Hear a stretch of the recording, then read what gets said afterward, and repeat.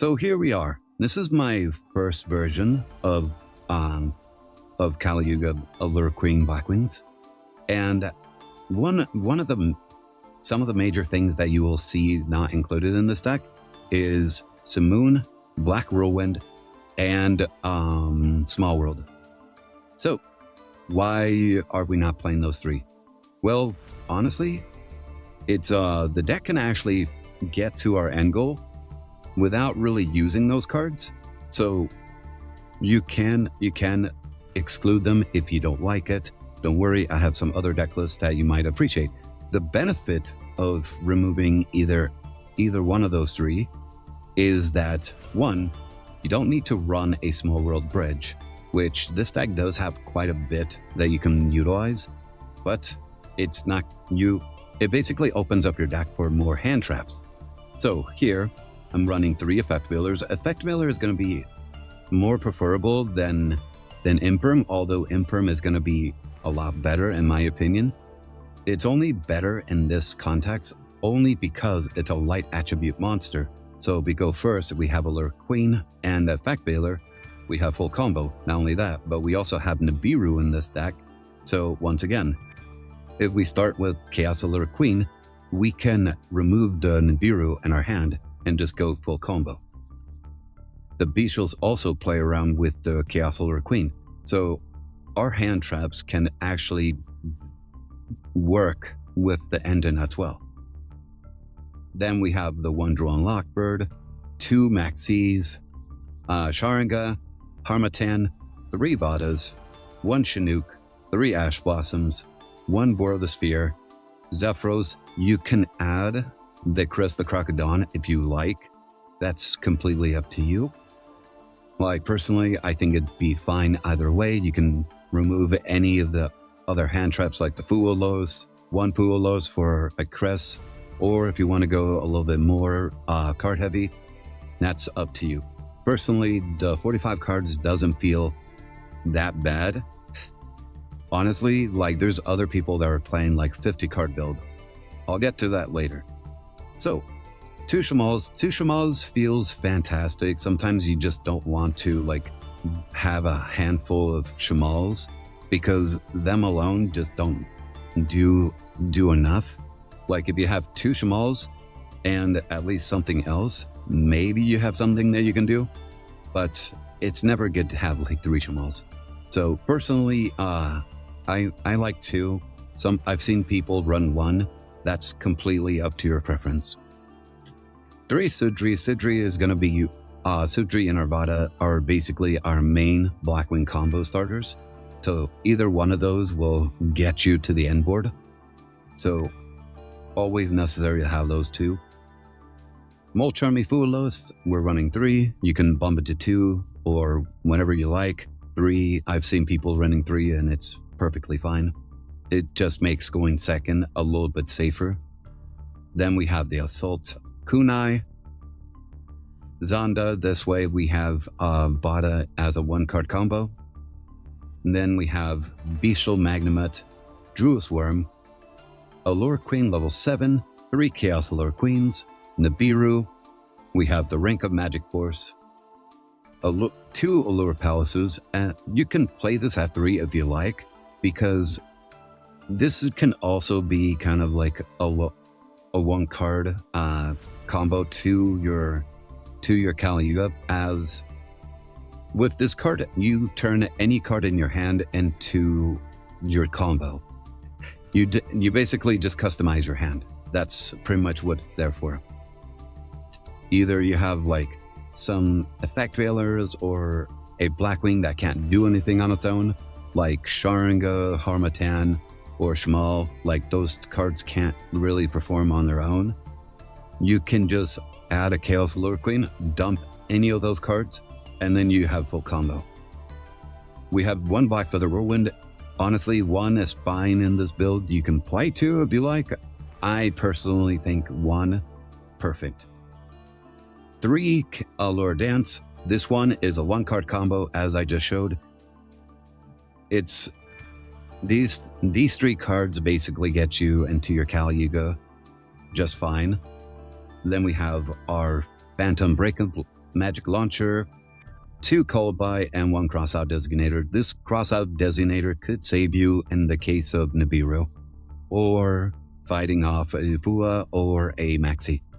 Then we have, the extra deck hasn't really changed. We have Borea Storm, Blackwing Dragon, Full Armor Master, Blackwing Full Assault Dragon, Dispatter, Chaos Angel, Raider's Knight, Brave Strix, 2 Arsenal Falcons, 1 Calyuga, Ultimate Falcon, White Strix, SP Lowell Knight, and Darkness Metal, the Dragon of Darkness.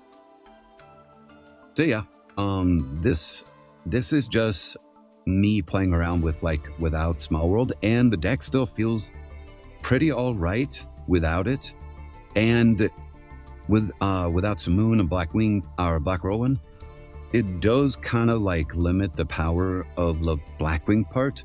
However, honestly, I haven't really felt too much of need for it, especially if you're just going first and you're trying to just combo off.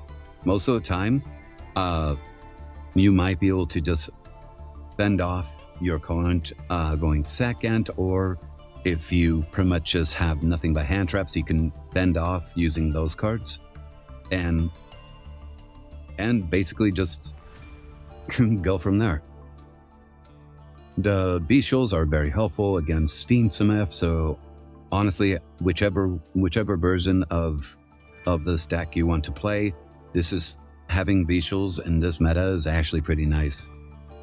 So yeah, this is the first version of the deck. This one does not have Simoon, Black Whirlwind, or Small World. Alright, so this version is playing with Small World with the Small World engine.